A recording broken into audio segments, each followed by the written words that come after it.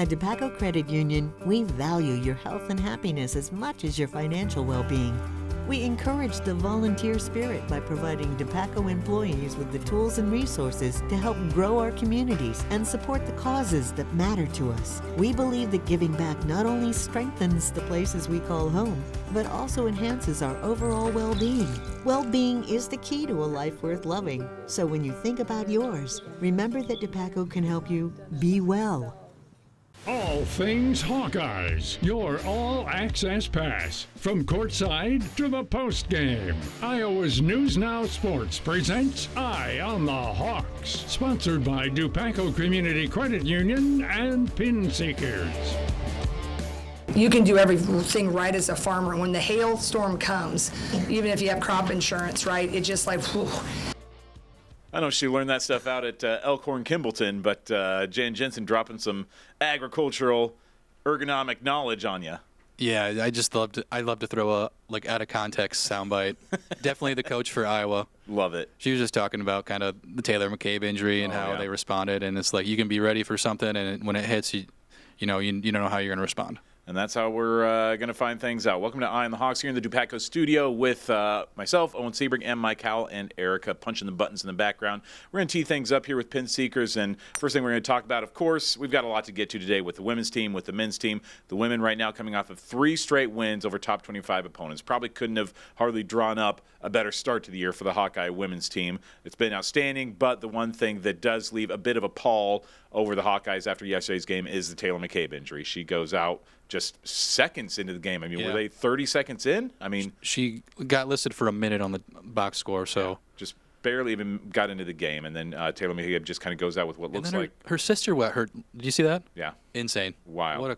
I forgot that her sister was at Drake, but so 2 sisters from Nebraska playing in the state of Iowa, but both go down with injuries that could potentially be long-term on the same day. I didn't see the one for her sister, but Taylor's too just – was there any contact made? I mean, it looked – I think somebody said that she just rolled her ankle really badly. I thought it was a knee. I thought when I watched it, I thought she did something to her knee. So if it's knee, it's probably season-ending. We don't have any information. There was no updates as of when we recorded this on, Monday afternoon. Right. But Jan said last night that she's definitely not going to probably go on the – or be ready for the trip to California that's upcoming week. Yeah. From what I saw, Patrick Smith had a decent shot of what happened, and it didn't look like there was any knee collision. She's just kind of pivoting in a way that she just kind of cuts defensively and then pulls up and starts grabbing her leg. So I saw somebody say that just looked like a really bad ankle roll. Really? Yeah. I thought her knee popped out, but you know what? I'm not a doctor, so don't take my word for it. It still could have, but if it did, it was not because of contact with the opposing player. No, yeah, and you see it in football a lot with the non-contact knee injuries, and it's usually like a torn ACL in that scenario. But hoping it's not that, because you'd want a senior leader, and she's already played more than half the season, so she probably couldn't get a medical red shirt. No, it'd be her last time in the black and gold, which would be unfortunate. Yeah. Well, let's get a chance to hear from Kylie Feuerbach and Jen Jensen as they talk about Taylor McCabe possibly missing some time now. Yeah, I think something about our team is always being ready when you're called, whatever it is. It's very difficult, obviously, right from the bat. So obviously praying for her, hoping everything's okay.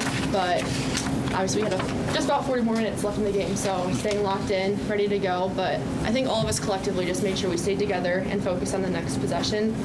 But she was in the back of all of our minds. Taylor's going to have an MRI later, but anytime that situation happens, like it happens, you're probably hoping against hope in certain situations, but we don't know for sure. So I have a strong faith, so we're definitely going to be uplifting her. But I think it's a tough one. But it was a tough situation so early, and I think a team can handle that a lot of ways. You can kind of get ruffled, and Taylor McCabe has been an extreme great leader. She's one of our best defenders. Everybody gives her a lot of credit because she's a great shooter. The reason she continued to be such an instrumental part of us is because Taylor took a challenge when she was a sophomore. And I'm a post coach, but I met with her and I said, listen, you can be a defender. I've seen your footwork. you use this summer to get as fit as you can and as strong as you can, and become a defender. I said, you're gonna impact this team, and boy, did she do it. And she was a great leader. She helped bring Addie Deal along. Addie was a great young person. She was learning and growing and knew the lesson she was learning and continues to grow.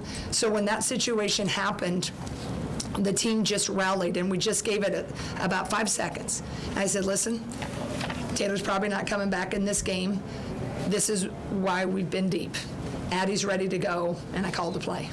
And we just went on, and I knew Addie would be ready to answer the call. I really did. She has been. A couple things I want to touch on with the Taylor injury. First off, she's been one of my favorite players for the last couple of years. She's just such a fun personality, like not an exuberant personality like somebody like Jada Gyamfi or something, but she's just like super mellow, incredibly like dry, sarcastic sense of humor, just like really witty, so funny. She played in Nebraska for one of the all-time great coaches in Nebraska history, and Kelly Flynn over there at Fremont. Spent a lot of time at South Sioux City as well. So they're going to miss her out on the court for a while. It's been over 24 hours since the injury as of this recording. We've still not heard anything about her future, what's going to happen the rest of the season with Taylor McCabe. So whenever you see this, there might have been some news that has come out, so don't hold us to the fact that we haven't heard anything yet as of 3 o'clock on Monday afternoon. But Taylor... one stat that just stood out to me as I was looking through Big Ten standings is that Taylor right now is, I think, second in the conference in assist to turnover ratio. She's just been, again, she's not been the elite scorer for the Hawkeyes, which, she hasn't really been asked to be. She's asked to hit some three-pointers, lock down on defense, and that's what she's been doing this year. Overall, I mean, what kind of a loss do you think this is going to be for the Hawkeyes? Well, it kind of all depends. We'll get into her replacement later, but I think as a senior leader, it really will. It really will. But this team seems very together, It's kind of interesting. And Erica, can I do some extra work? Can you just throw my computer screen up real quick? I was searching to see if there was new Taylor McCabe injury news on Twitter or on X, whatever you want to call it. And I found this tweet that we posted back when we were covering the Big Ten tournament in 2024. Okay. Oh, we're having some trouble. Anyways, we tweeted this soundbite from Lisa Bluter. I'm not going to play it, but it's just the tweet made me think of it. Second night in 9 days, Taylor McCabe has hit 4+ threes off the bench. She's getting extra minutes filling in for Molly Davis. Wow. And there's been a lot of talk about the Molly Davis injury happened against Ohio State at home and how that really led to Sydney Falter getting some crucial minutes down the stretch that season. But also it got Taylor more involved in the offense that year too. So I thought it was just an interesting find. But yeah, I think when you're looking at her stats, like you mentioned, assist-to-turnover ratio is really good. She has really improved her defense over the last few years. Some people might look at it, and I myself included, when I'm watching at home, that her three-point shooting has actually dipped compared to past seasons. Her percentage is 37. The previous 2 years, she shot like 40+ from three. But she also is shooting more from at least she was shooting more per game three. She wasn't. Yeah. She's being asked just because she's starting. More asked of her right now. Plays more minutes. So, right. So that's kind of. I think this team though has the depth to still be great without her. Yeah. Interesting comparison that just came up too was that. I mean, again, it might be season ending. I'm not saying it is, but it could be. I will say that covering some Iowa State games last week. Same thing was thought of Ariana Jackson for Iowa State, that she went down with what looked like a really bad injury against Cincinnati. And Bill Finley and everybody on the team was like, just saying, Bill Finley said, we got on that plane sure that Ariana Jackson was never going to play for the rest of the season. Like, she was out for sure. And then sure enough, she misses, I think, 3 games and then comes back and helps them beat Cincinnati. So sometimes an injury can look bad in the moment, and it comes back and, it's maybe better than it looks. So maybe she is going to miss, a few weeks, maybe a month or so, maybe be ready for the postseason. But it also could be the end of Taylor McCabe's career in a Hawkeye uniform, which would be unfortunate.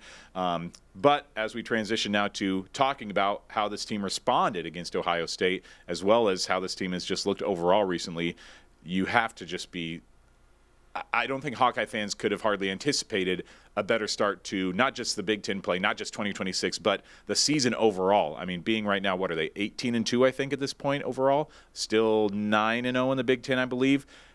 Is there any chance you could have seen this coming? Like, I mean, even without looking at the schedule, I just would have figured over your first 9 Big Ten games, you're going to pick up at least a couple losses over that time. So for you to have this big, crucial 5-game stretch, to start that stretch 3-0 and be perfect in Big Ten play, possibly going into that UCLA game as the top 2 teams in the conference, like, this has just been a better start than I think Hawkeye fans could have dreamed of. Yeah, when you look at the schedule, too, and you see all those ranked teams. Oh, that's really loud. My bad. I had the thing way up.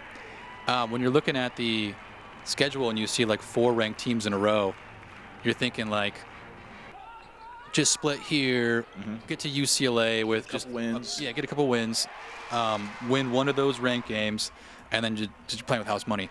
But now you could go into this UCLA game undefeated, and so you're still looking like that sets you up really nice for a double bye.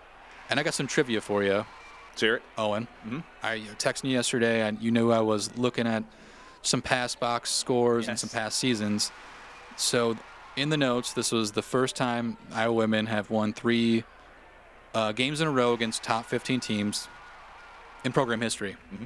But they did do it once in an NCAA tournament. Ah, okay. So the question is, what year? What year did they beat 3 straight top 25 teams? Yeah. And it happened in the NCAA tournament. Was it 2023? That's incorrect because they played Louisville, who was like 24-12. Oh, really? Sandwiched in between 3 games. But there's only like 2 years you can pick from. Yeah. Was it 2024 then? It was 2024. Really? They beat number 17 Colorado, and the AP rank. It comes out a week before. Isn't the last poll like the week before the tournament starts, anyways? But it doesn't change until the tournament's over. Number 17 Colorado, and they beat number 8 LSU, and then number 10 UConn to go to the national title game. Wow, interesting. Okay. Good company. I mean, like you say, we were talking about this schedule, and just last week we had Jeff Linder in the I think that was actually about a week and a half ago at this point that we had Jeff Linder in here talking about it, and we were like, gosh, kind of grade this team. Where do you think they are right now? What's your projection? He was like, ask me in 5 games. Well, we're about 3 games since then, and the results have varied a bit. I mean, because yes, that Ohio State win was, even without Taylor McCabe, wire-to-wire dominance for the most part. Maryland, it was about 38 minutes of wire-to-wire dominance, and then they had to hold on and come back and win in overtime. Michigan State, I mean, they looked pretty comfortable that entire game, didn't they? Like, it got a little bit close there at the end. That was, it was always about 6 or 7 points without the lead. Okay. They jumped up, I think, higher to like 17. I think was the spread, or not the spread, but the margin at one point. But Michigan State always found that was a really solid win. Beating 3 ranked teams in a row is pretty impressive. But coming up on Sunday against UCLA, let me see if this is still true. I checked like a week and a half ago. They'd only played like 1 close game the entire season because they just blow everyone out. UCLA has? Yeah, and they lost it to Texas. Let me just see if that's true. And I didn't go through every box score to see if it was a tight game, but yeah, I mean, all these are like 30, 40-point wins.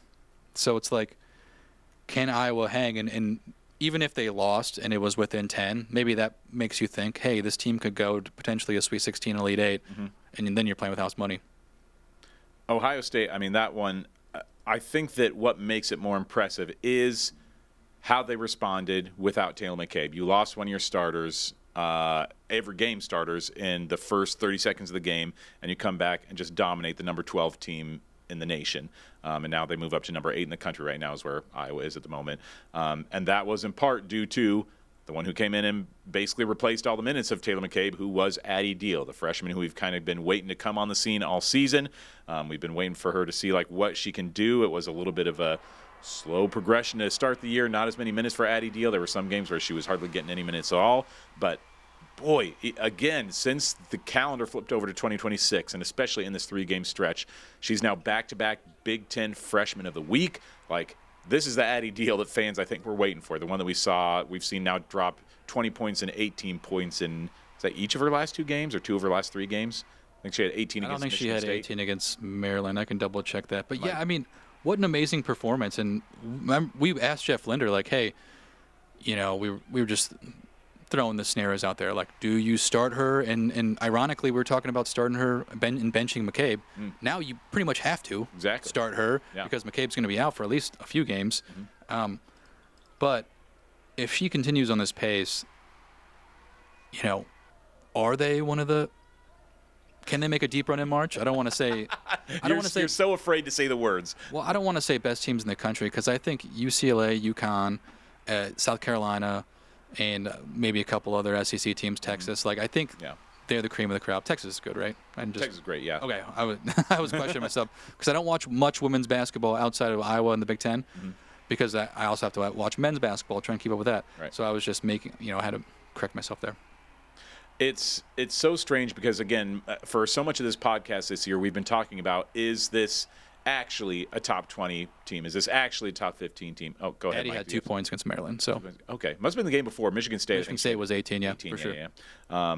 But is this team actually what their ranking indicates? And I think what the last 3 games has shown us is that they are what their ranking indicates. I mean, again, who knows if that is going to reflect itself on March results, but yes, the UConns, the South Carolinas, the Texases, the LSUs of the world are separating themselves as maybe like the actual Final Four contenders. But right now, I don't think there's any reason not to think that this is an Elite 8 caliber Hawkeye team based on who they've beat these last 3 games. Like you look at the rest of the teams that are in the top 10 or top 15, you're like, these are I mean, again, top 15 right now is still Michigan State, Ohio State's in there, Baylor is in there, who Iowa has already beaten, Maryland's number 16. Like these are a lot of teams that Iowa's already proven themselves against. So you have to say now, boy, you have to give it to them. They are a top 10 team, top 8 team, and go out there and prove yourself against UCLA. You might be now all of a sudden in the conversation for a Final Four team.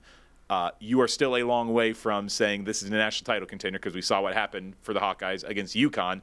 The team's wagon, getting every single number 1 vote in the polls. I don't see any way UConn doesn't win a national title this year.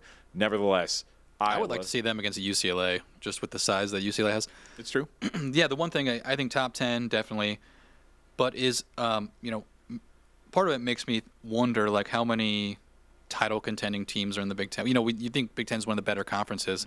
Is it just one? Is it just UCLA? Or is Iowa in the conversation? Is Michigan in the conversation? Iowa's yet to play Michigan. They'll play them later. Yep. So we'll have to see. I do think there are a lot of good teams in the Big Ten. And if we look at Iowa's upcoming schedule, if you look at the metrics, the next 4 games, I think only 2 of them are ranked. But there's a lot of solid teams in metric-wise. So, yeah, UCLA is ranked 2nd. Washington's ranked 25th. We have the schedule up on if you're watching on YouTube. But the net rankings, they're all top 20, top 30. Washington's net is 31. So even the games that aren't ranked, like USC, that's a tough road game, and Minnesota, aren't easy outs. Yeah, and then the game after that is at Nebraska, another game that's not going to be easy when you go over to the Lincoln, and then 2 games after that is Michigan. I mean, as we say, the Big Ten's one of the best, if not the best conference in the country right now. SEC is putting a pretty big challenge for that at the moment, but every night's going to be tough, and as we've seen the last couple of years, even without Caitlin Clark on the roster, teams bring their best for the Hawkeyes because they know that this is still a team that does get some nationwide headlines, and so I think about this USC game, that USC has not turned out to be the team that we thought they might be this year with Juju Watkins on the sideline. So that's a game that you want to make sure that you're not overlooking what USC brings to the table as you are preparing for the number 2 UCLA team. And that, boy, I mean, if you beat USC, again, the UCLA game is like, keep it close with them. Even if you lose, you're like, all right, this team has still played pretty dang well over the first couple months of the season. So, that game, like you say, just is about a house money situation. And what I like most about it is how the team plays, Caitlin Clark's national title game runs, those were high-scoring offensive. Obviously, she was dynamic, and she brought a lot to the table. But this team's pretty good at defense, and they do have size. One thing against Ohio State that was pretty impressive is, Ohio State and Iowa shot the same amount from 3. And if that would happen under Caitlin Clark, then who knows, maybe the game's a toss-up. But they out-rebounded Ohio State 48-30 by 18, and they outscored the Buckeyes in the paint 42-14. Now, Ohio State obviously is dangerous, has dangerous guards, and one of their guards almost dropped 30.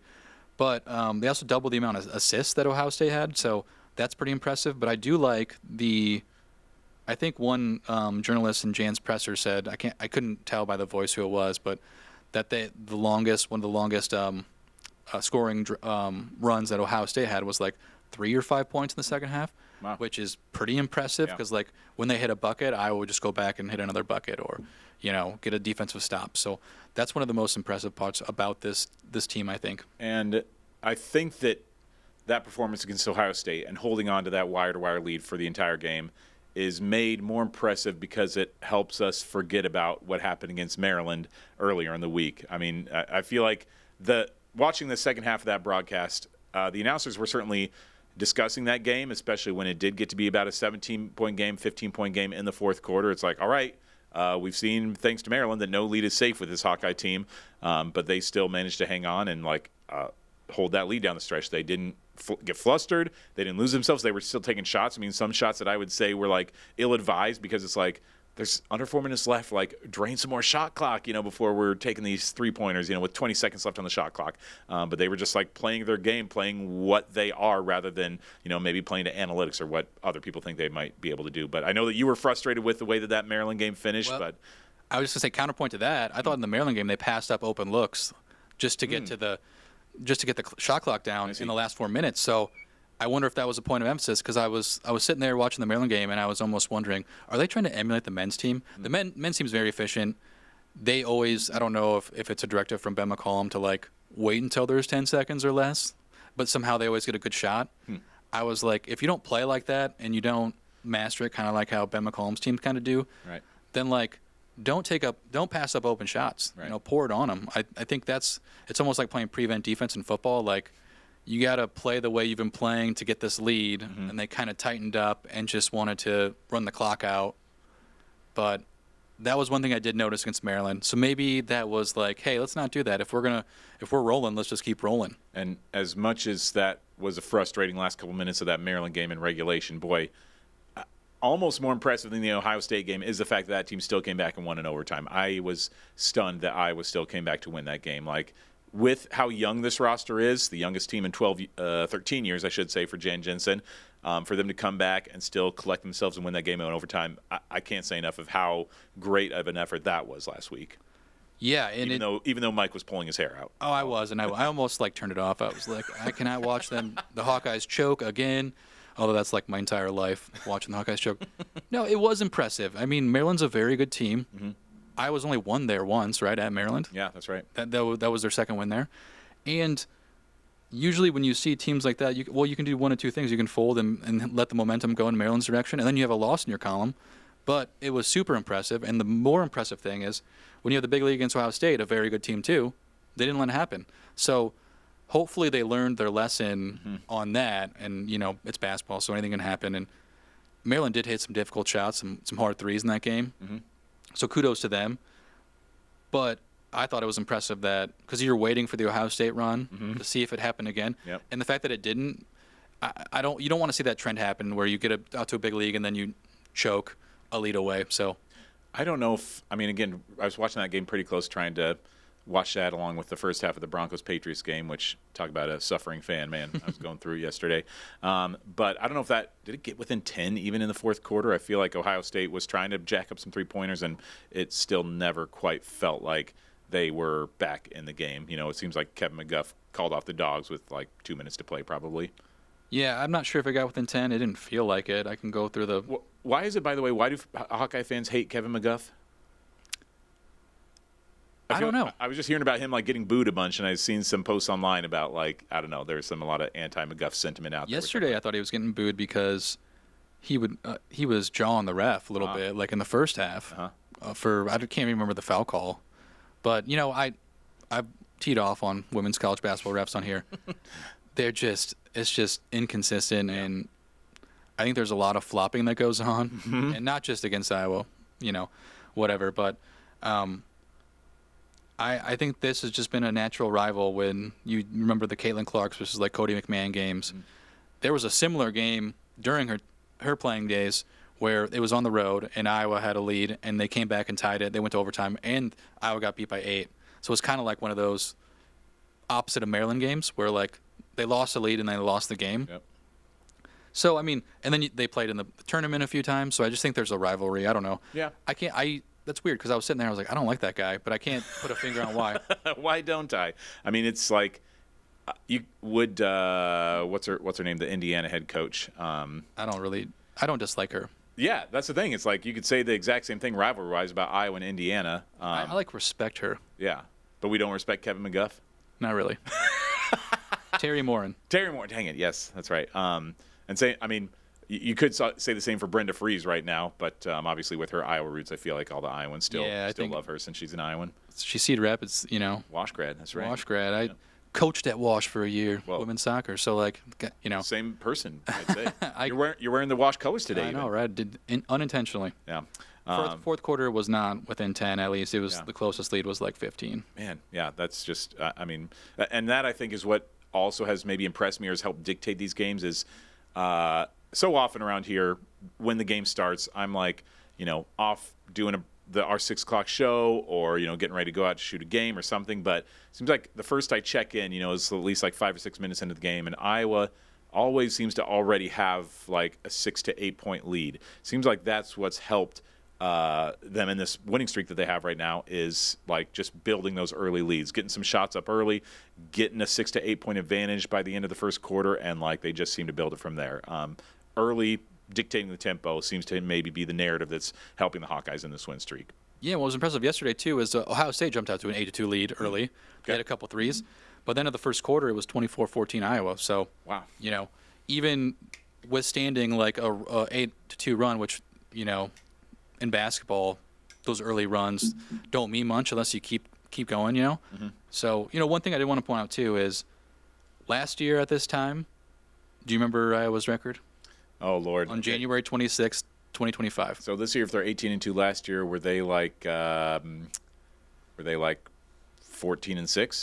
13-7. Okay.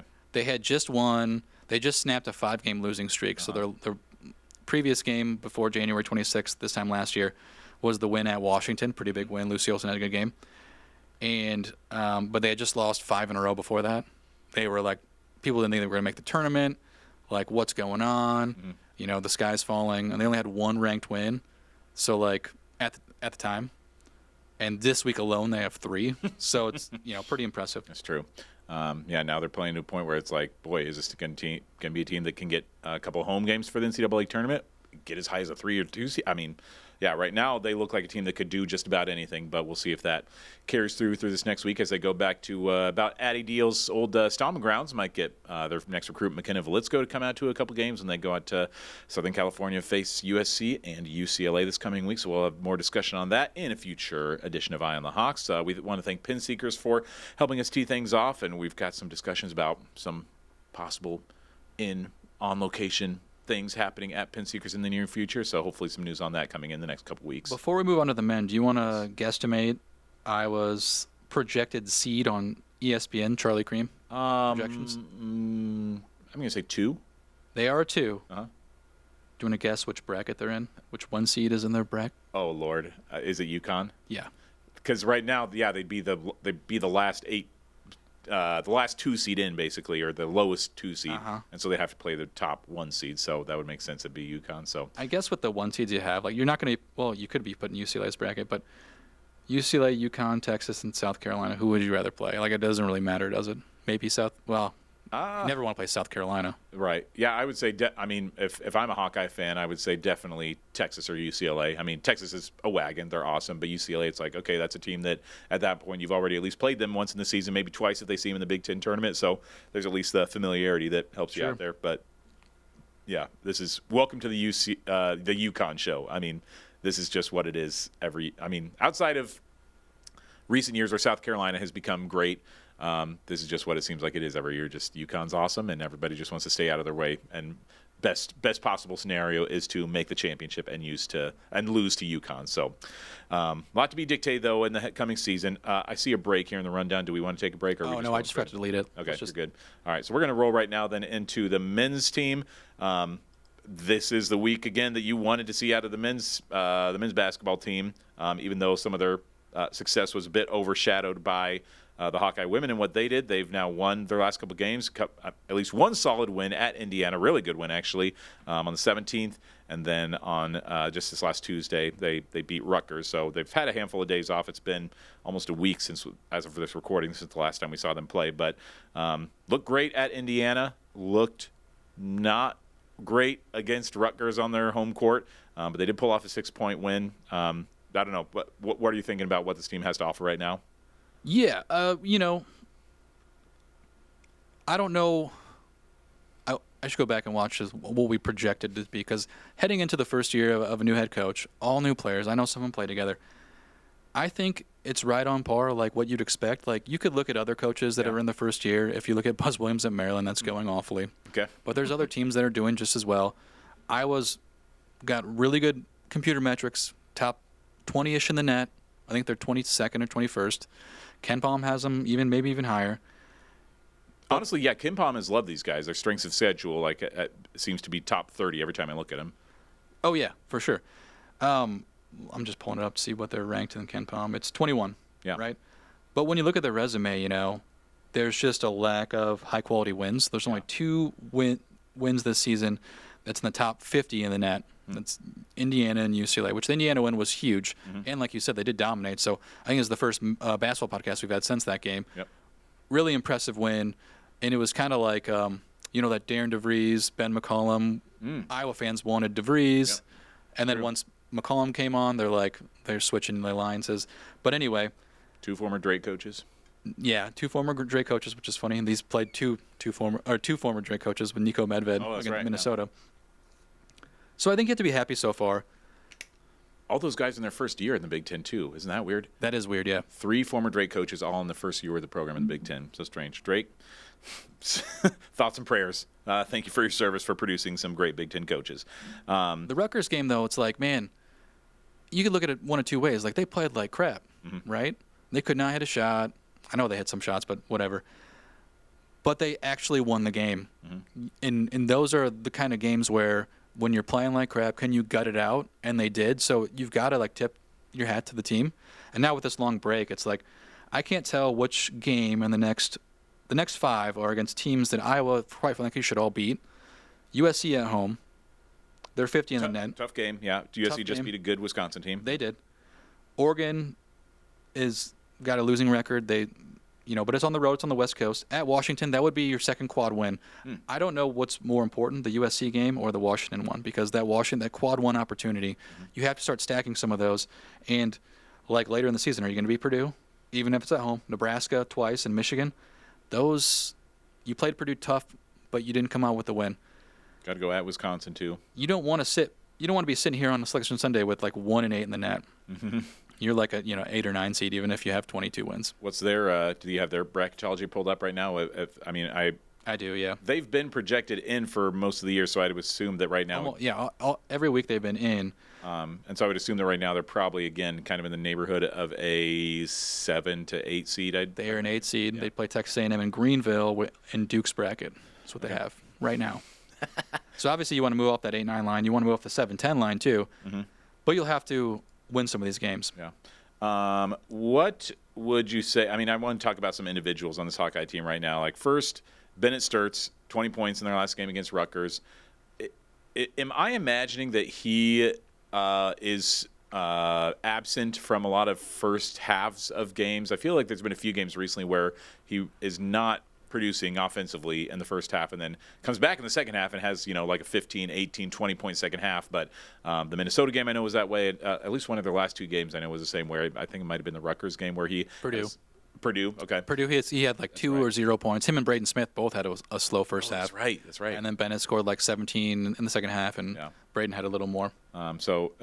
Illinois game, he only scored 12 points total at the end of the night. And so his offensive numbers do get there by the end of the game, but is that a concern for you, the fact that, some of these games, Bennett Sturtz does get off to a slow start? Yeah, it's concerning. I think it has to do more with the team's game plan, the opposing team's game plan coming in. I think, that leads me back to, we need a second or third guy to come up and be a consistent scorer. And sometimes it happens. Kel Combs have played very well lately, and you don't see him as a scorer. Tavion Banks, he's had a lot of, double-digit scoring nights. The problem with him is he gets in foul trouble a lot because he's playing like a pseudo 4 when he should be playing a 3. And, you have to sit him because you can't trust him. You don't want him to have 4 fouls with 10 minutes left in the game. So, having that second scorer, and we've talked about Alvaro Figueres, disappointing how he hasn't been able to develop that. But one of these guys has to step up and be consistent. Yep. Just to go through again the last 5 games points-wise for Alvaro Figueres. Against Minnesota, 0 points. Against Illinois, 8 points. It's fine. At Purdue, 4 points. At Indiana, 0 points. And then against Rutgers, 1 point. Here's a stat, though. I think I heard this on some other podcast. I stole it from someone. I can't remember who. So that was 13 points last 5 games. He scored 13 against UCLA. So, where has he been? But I do think Ben did say his defense has improved a lot. So he's counting on for that. And he is a tall guy, so that is needed because this is a shorter team when you take out a Cam Maniau or, Tavion. Some of those wings, though, those young wings like Isaiah Howard and Tate Sage. Tate Sage has played amazing the last few games. And, and can he develop into come on the court and develop in not as much, I'm thinking of an Addie Deal role, but can he come off as a scorer like that? Just a fraction of that. That'd be huge for this team down the stretch. Brendan Hauston has still only played in he's played total in 3 Big Ten games. He played at Michigan State, scored 7 points. At Minnesota, had 3 points, and then he played in the Indiana game and had 0 points. Still haven't seen much of him. Again, the defense we've heard, maybe that's an issue, but you do like what it's such a polarizing feeling among so many of these players because you do have the Alvaro Figuereses where you think, gosh, this guy just has not developed the way we want to. But then there's guys like Tate Sage where you're like, boy, as a freshman, this guy seems to be way ahead of schedule for what he's bringing to this team.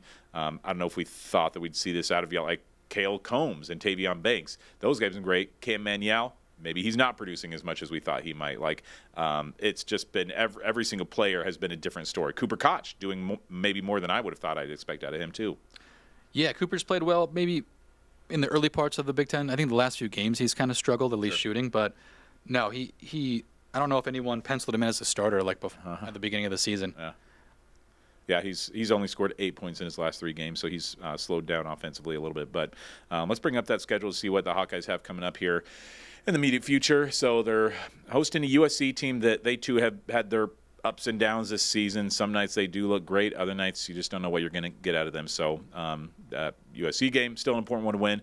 At Oregon, that's one of those games that kind of feels like the Rutgers game where it's like a trap game?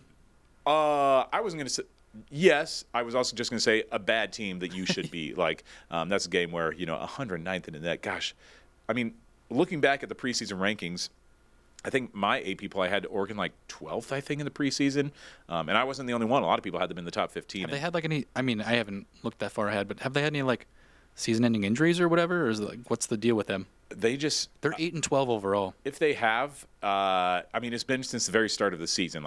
There's been no point in which Oregon looked like a team that could be at all competitive in a Power 5 conference. I don't know what has happened to Dana Altman's team out there. At Oregon, game you really need to win if you're the Hawkeyes. I mean, games like that are just ones where you just can't afford a loss because every team is so good. Because then you go to Washington, hope you can pick up a win there, and then another Northwestern team that, again, you hope you win, that you get a chance to beat because that team, too, is not going to be – that's one of your easier opponents you have remaining on the schedule as well. So what do we have quad-wise? So are these all – so you said Washington's a quad 1 game? Yeah. Are the rest – USC and Oregon, I believe, are 2, and same with Northwestern. Okay. What is it to be quad 1? Has to be top 50 in the net? No. So quad 1 at home is 1 through 30. On the road, it's 1 through 75. And then at neutral, it's 1 through 50. Gets a little confusing. So would Oregon be a quad 3 game? 2, because it's on the road. Oh, that's right. Yeah. So this is not their toughest section of the schedule coming up. It's a game where you feel like you, at minimum, need to win 2 of the next 4 games, and optimistically could win your next 4. I mean, you could have. I think you could go 5-0. I honestly do. Wait, what's the next one after Northwestern? Maryland. Okay. Oh, yeah, for sure. So this is maybe the sweet spot in your schedule where you have a chance to pick up some wins that are going to be crucial come the Big Ten tournament and come possibly sitting on the bubble at the NCAA tournament. Because after that Maryland game, then it's Purdue, Nebraska, at Wisconsin. Ohio State's been pretty solid this year. At Penn State, and then Michigan and Nebraska. Like the schedule starting on Valentine's Day to the end of the regular season is tough, and that's a point where you're like, if you get 3 wins out of your last 7 games, like you'd be incredibly fortunate. That is such a tough stretch to end the year. That's why if you go 5-0 in this next stretch, which going 5-0 would sound so tough, right? Mm-hmm. Especially with a West Coast road trip. Mm-hmm. So like I don't expect it to happen, but it will alleviate some pressure on you on the back end. Mm-hmm. But I mean, like at the same time, you're going to have to beat some of those top teams in the Big Ten if you want to move off that 7-8. So Ben McCollum seems like he's like this team is getting ready to win one of those games. It's going to be the win that proves to be a statement win. Maybe it's the Nebraska game, one of your Nebraska games. Maybe it's Michigan, but it does feel like one of these games coming up is like, I say coming up, after this next 5-game stretch, because none of these next 5, even if they win 5-0, there's still not like a statement win amongst them. But if they get a chance to win any of those next 7 games against some really tough opponents, that'd be what Ben McCollum needs to kind of cement this team's place as a deserving NCAA tournament team that deserves to be in, maybe not in one of the play-in games. In the grand scheme of things, though, when you look at it, if this team makes the NCAA tournament, no matter if they win a game or 2, I mean, I think that's in a year 1 when you look at the roster, and I think it's good. It's probably better than average, better than good. Mm-hmm. I don't know if it's great, but if they get the tournament, maybe win a game. Like I think you gotta look at that as a success. Yep. As an Iowa fan, though, you're looking at like that long streak of no Sweet 16s. Can he do it? I just don't know. That's not like the right criteria to judge him in his first year. Mm-hmm. Like after a few seasons of recruiting to a Big Ten school, hopefully the talent can rise up. Right. You can get better second options, maybe get some size, because it does kill them when they're going up against 7-footers. Certainly. Against Illinois and Purdue and stuff like that. Yeah. You just can't compete with that with 6'10", 6'11". I think that any Hawkeye fan would say getting to the tournament in year 1 of Ben McCollum with mostly mid-major players is going to be a win. I think that a Sweet 16 by year 3 is not an unrealistic expectation and something that Hawkeye fans would at least hope for and think that that's at least a realistic goal. But where they're at right now is setting themselves up to be in a good spot, at least in this postseason, to at least enjoy some NCAA tournament basketball again. Yeah, and they haven't been to the tournament in 3 years, so that's, I mean, just being there on Selection Sunday will be great. I got a question for you, though. Bring it. As an AP Top 25 voter, you've been watching kind of a little more college basketball this year. You didn't have Iowa ranked in the top 25, and I don't think they deserve to be in, quite frankly. But they did get 30 votes, so some voters think they are. Yep. What do you think they need to do to get into your rankings? If they win their 2 games this week, then I would say they got a pretty good chance to get in my rankings. Really? Just those 2 games? Yeah, I mean, even though, like, USC is a quality win. Like, they've spent time ranked in the top 25 this year. They've had their ups and downs, but they're a good enough team that you look at that and you say, that's a quality win. And then winning at Oregon, they're a shell of who they were supposed to be, but it's still a Big Ten win. I guess I shouldn't promise that I'm going to put them in my top 25 if they win these next 2, but once you get to those 20 to 25 spots in the rankings, like there's just no clear-cut teams that like have to be in there. There's 5 teams you're maybe looking at. There's a few more that like maybe could be in there, and so Iowa at least would put themselves among those teams. So it kind of depends on if they do win and who loses. If I had Kentucky in my last top 25. If they lose, then they're out. I was a chance to jump in there. If Louisville loses, if Miami of Ohio loses, if St. Louis loses a game, there are a lot of teams that like if they just lose any game this week, they're going to jump out of the top 25. And someone has to go in. Right. But also Tennessee's up there too, and they just beat Alabama. I don't know what to make of that Tennessee team. They win and then they lose. They win. I cannot figure that team out. That feels like a team that's going to get a 4 seed at the NCAA tournament and get upset by a 13 in the first round. Yeah. I don't know. I just don't know how to make heads or tails of that Tennessee team. A couple more ballot-related questions. Pick your brain as an AP top 25 voter. 4 Big Ten teams in the top 10 in your ballot. Michigan's at 4, Nebraska's at 5, Michigan State at 6, and Illinois at 7. Mm-hmm. Who do you think out of those teams are most likely to like make a Final Four run? Is it just the way you ranked them? Yeah, it's funny. Like I didn't even think about that being 4 straight Big Ten teams in there. Like I'm not even like thinking about conferences when I'm like putting the top 25 together. But because I suppose that's a little bit higher. And all these teams play at least another one of these teams in the top 10 this week. Oh, really? I know that Nebraska and Michigan are playing each other. Michigan plays Michigan State on Friday, and then Nebraska plays Illinois on Sunday. Yeah. I think that I'm honestly loving watching Nebraska's story. Like, even though I hate their football team, I really do love watching this basketball team play. I really like Fred Hoiberg a lot. He's just a really likable guy, and he's an Iowa native, so I'm rooting for the best for Hoiberg. I still don't know if I realistically see this as an Elite Eight Nebraska team. A win over Michigan might change my opinion on that, but they still seem like a team that's just like kind of in a groove right now, and I think it could be easy to break that groove late in the season if they start picking up a few losses. So I don't envision them as a title contender or a Final Four contender. Michigan, I think Michigan, oh boy, I mean, Michigan State, and Illinois, I think are all in there. Illinois, after like having an impressive win over Purdue, I think that proved that Illinois' losses this year too are like all like close quality losses. Right now, the Illini lost by 4 to Alabama. UConn, I suppose they lost by 13, but that was their last loss. And then they lost to Nebraska by 3. So, and they've won every game since then. So, I think the Illinois special. I think even though Michigan has the resume right now, they too have had a few games where I've been like, okay, you've looked fine, but not great. I mean, they only won by 10 against Oregon. They won by 12 against Ohio State, won by 10 against Washington. Granted, those were on the road on a West Coast swing. They only won by 2 against Penn State. Like, it's a team that has some really, really impressive wins this year, but has some kind of head-scratching close games. So I feel like them too, Michigan, could start losing some of those close games in the near future. So if I were to pick just one, I almost might say Michigan State, just because of Tom Izzo's resume and what they are in the postseason. They just always play well in the postseason. But having said that, Michigan with Yaxel Lindeborg, he could also be a guy that goes on a special run in the NCAA tournament and really makes a name for himself and jumps up some NBA draft boards. Yeah, for sure. And, you know, when you're talking those 4 teams right there, I think what impressed me, at least this weekend, was Illinois. And they have a freshman guard who scored 46 points at Mackey, the most ever in the Big Ten.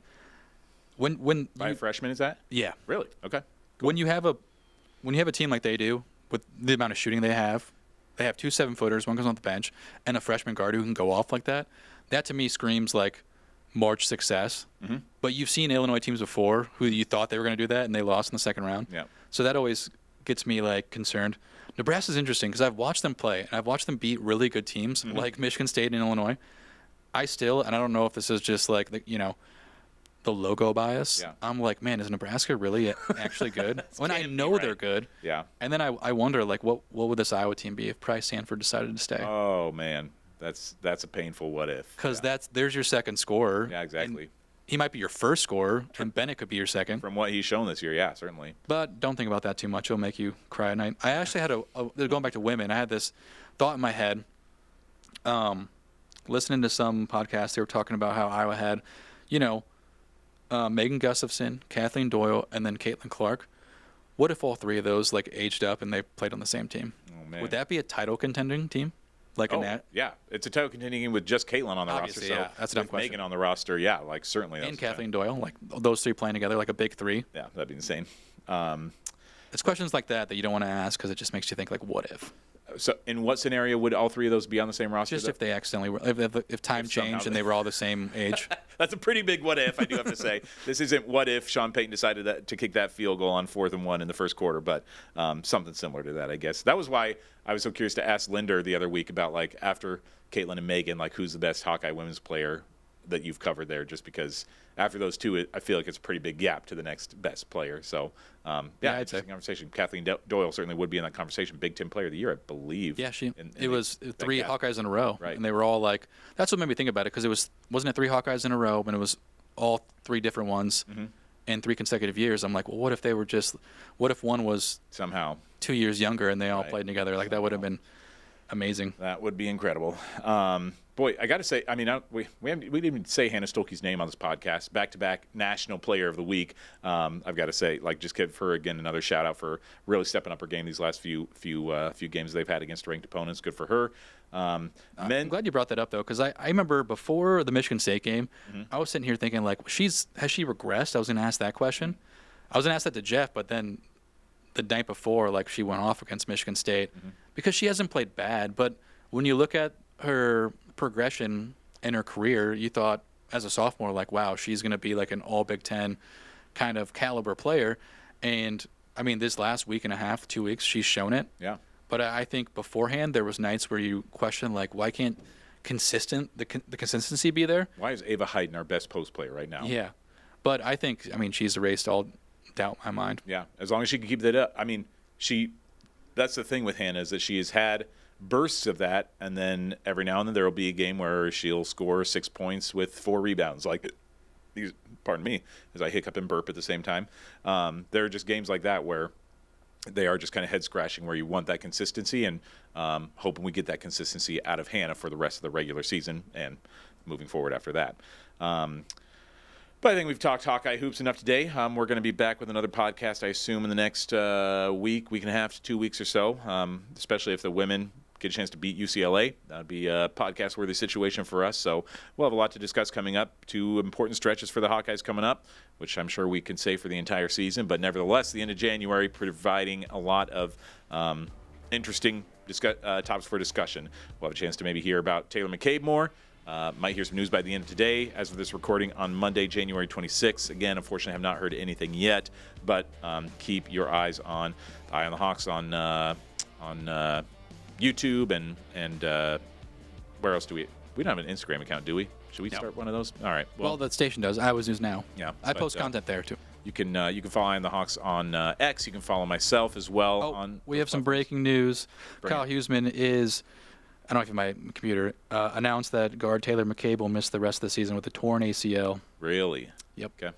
So let's 3 minutes ago we tweeted that, so I'm glad. Okay. We'll post this like within hours. So. That was close. That was a close one, Mike. All right, so let's discuss that for just a minute, if we may. So Taylor McCabe, according to Kyle Huseman, out for the rest of the season with the torn ACL and ending her career as a Hawkeye, because after playing this much of the season, we're already over halfway through the year. I think there's no way that she could get a medical red shirt for. Yeah, I looked up this morning. Medical red shirt. If you can't play 30% of the season, and she's played over half. So. Right. Yeah, more than half. I think almost 2/3. So that's it. So just off the cuff right now, even though we didn't get a chance to prepare anything you want to say about like Taylor McCabe and kind of her legacy as a Hawkeye, because now this is the end for her. The last we'll get a chance to see her in a Hawkeye uniform. Yeah, it just sucks. I can't imagine what she's going through, because it is the last 15 or so games of her career was just on the cusp, and she was playing solid on a team that's playing really well.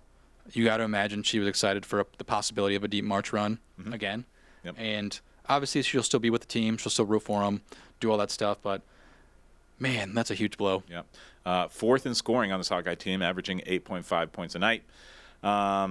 Had over 3 rebounds a game, 45 assists. Again, we mentioned that her assisted turnover ratio, one of the best in the Big Ten. 10 steals this year, 37% on three-pointers.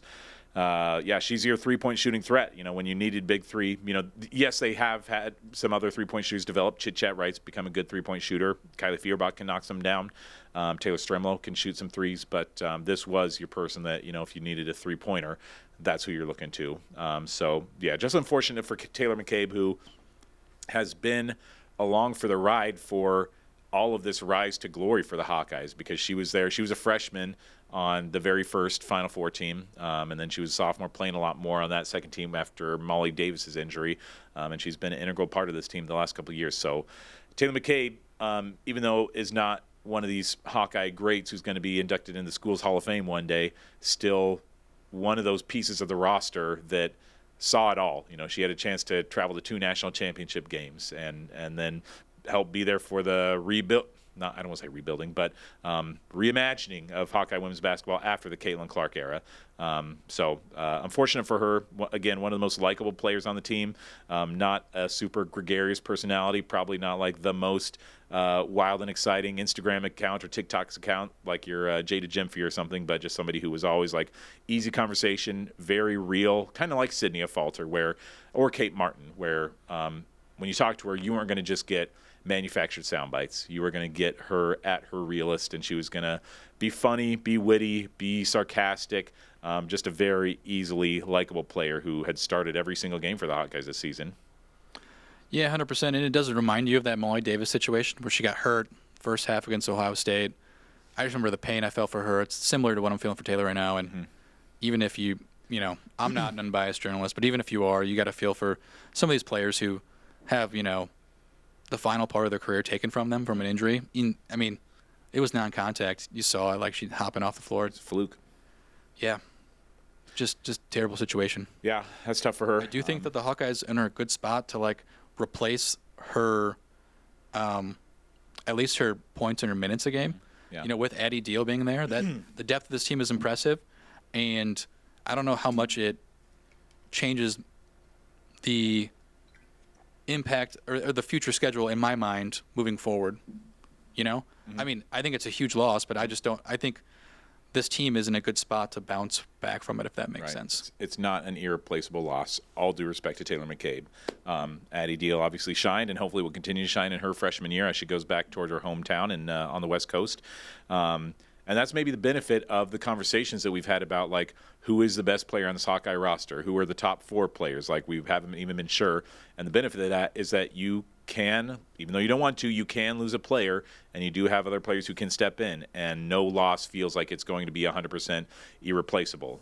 You know, it's not like, again, if you lose Caitlin Clark or Kate Martin a couple years ago, that's a pretty big blow to your chances for an NCAA tournament run.